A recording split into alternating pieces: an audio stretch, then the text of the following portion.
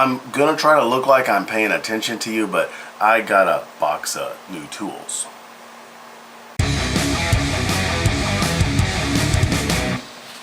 Hey everybody, welcome back. It's James from Rattlecan Guitar Restorations, and I've been to the tool store again. Antique place up in outside of Springfield, between Springfield and Columbus. There's a lot of house stuff in here. I'll show that to you guys anyways.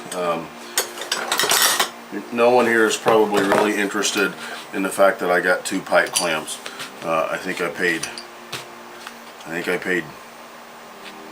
$1 for that one. I think I paid $3 for this one.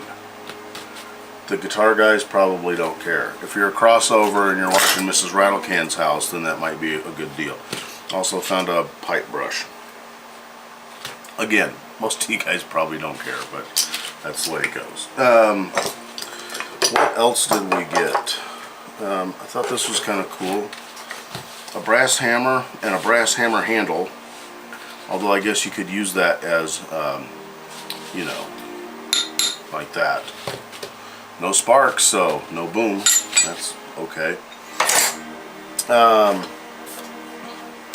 I gotta clean this one up. Bent feeler gauges. This is made by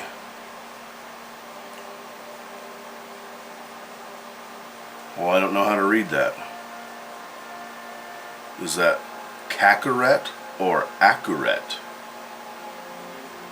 Or Accurate? Castor? I don't know. See if we can get a little. Anyways.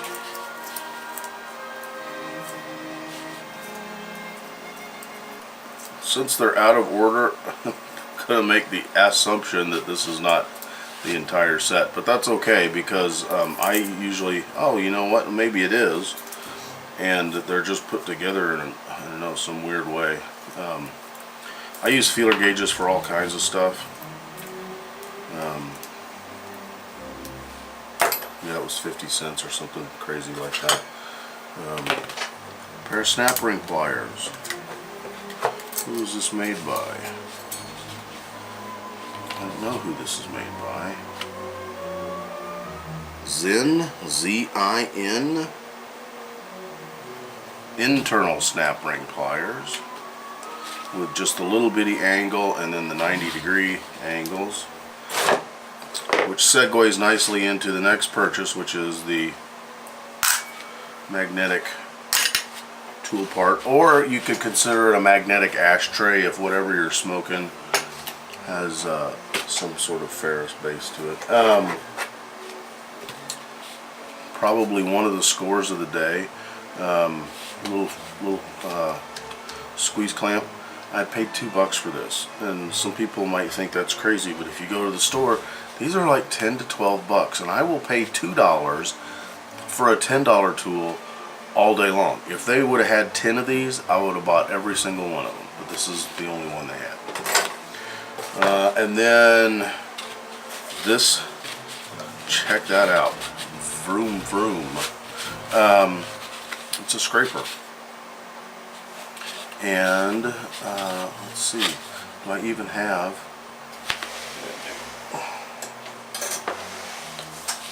so you can, I guess, adjust the angle of your scraper, or just set it in place perhaps with this screw.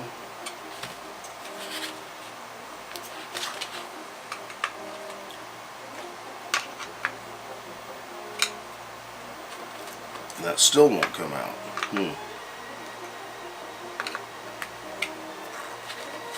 It's starting to come out there.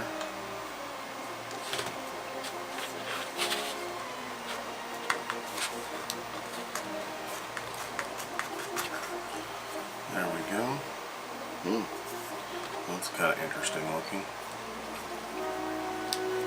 A little bit of an edge left on it still. So anyways, there's my scraper holder. Now I I'm assuming this is a pull scraper like this. I don't really know. I just know what it looked like. I knew I didn't have one, so now I have one. Anyways, so I thought that was kind of a cool design. There's no maker's mark on it or anything. You can see where this is a different type of wood, so perhaps this is a harder wearing type of wood. I don't know. Your guess is as good as mine. If you know for sure what this is, give me a buzz. Drop me something in the comment section down beneath the sermon notes. That'd be kind of cool to find out. So yeah, that might come in handy for something. And then we got a couple of new things that we're going to be dealing with. Here is one of them. You'll know that I have been kind of grinding my teeth about how to get a good view on the inside of a guitar without actually having to put an entire video camera inside of it. I may have found the solution. This comes off of the Interwebs.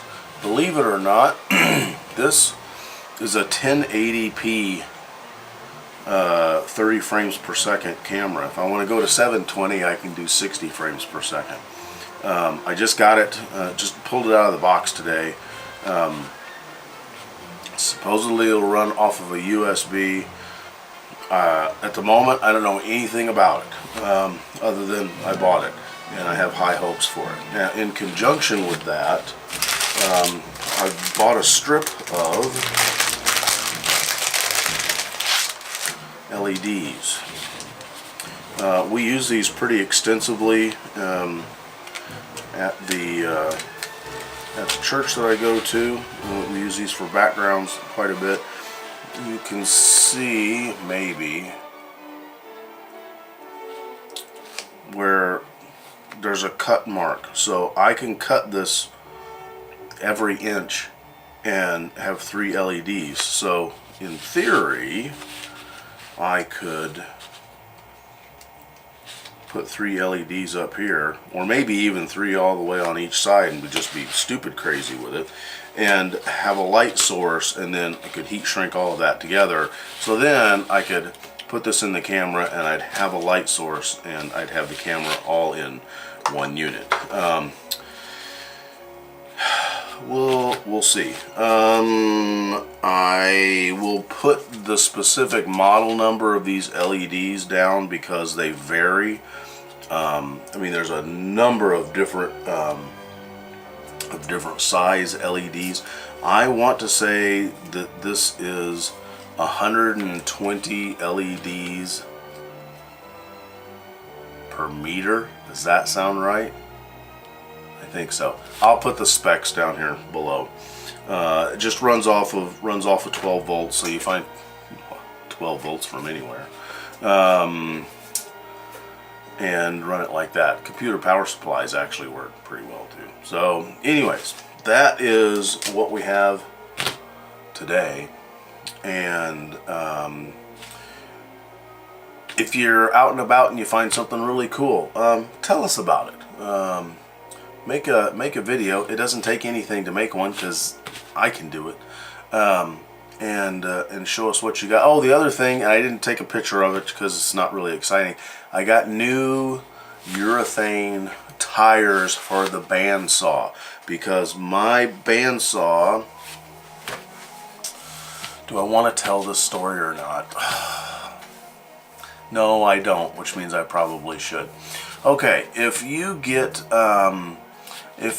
these blinds, let's say to cover the windows in your garage, and you've seen them at the big box store, how they just they got a machine, and if it's this long and you want it this long, well, they put it in a machine and they crank a little cranky thing and it spins the blades in like this and it chops them right down in half. Well, if there's a long line, then you go, I got a bandsaw, I can do that at home. And you get one side of it cut really nicely and you think, hey, alright, I can do this. And then you go to cut the other side and you forget to take the metal mounting hardware pack out of the blinds, it makes a horrible noise. Horrible noise when your blade grabs that metal and tries to shove it down through that little tiny hole in the table of your bandsaw. So lots of disastrous happenings there. The end result was that I got all the debris and the bodies and stuff hidden away. My blade would not stay on my bandsaw. It kept flipping. The blade would go this way off the back and get thrown off. Again, making a horrible, horrible noise. And through inspecting it and trying to get everything cleaned up and figuring out what the problem was, came to the determination that it was most likely that my tires on the bandsaw wheels were worn out, and that this destructive sequence that happened probably didn't help things. And so Sulphur Grove Tools makes urethane tires for replacement tires for this Craftsman bandsaw that I have, and so I thought I'd take a shot on that, because if that fixed it, then I was only out like 25, 27 bucks. If it didn't, then it meant that maybe I had some sort of a bearing out, and I already have a bearing working on going the way of the dinosaur, and that would have been too many strikes against it. Long story short, I got the tires put on, and now my blade tracks like crazy. So if you're having a problem with your bandsaw, take a look at your tires. If they're the original rubber tires and your bandsaw is more than a few years old, it might be time to replace those. So hey, that's what I got. You guys have a great weekend, and go out there and find some cool stuff. Cheers. Hey, if you like this episode of Rattlecan Guitar Restorations, you might want to check this video out as well. Be sure to subscribe to us on YouTube, and if you'd like to help the channel grow, consider stepping over to our Patreon page and giving that a look. Y'all have a good weekend. Cheers.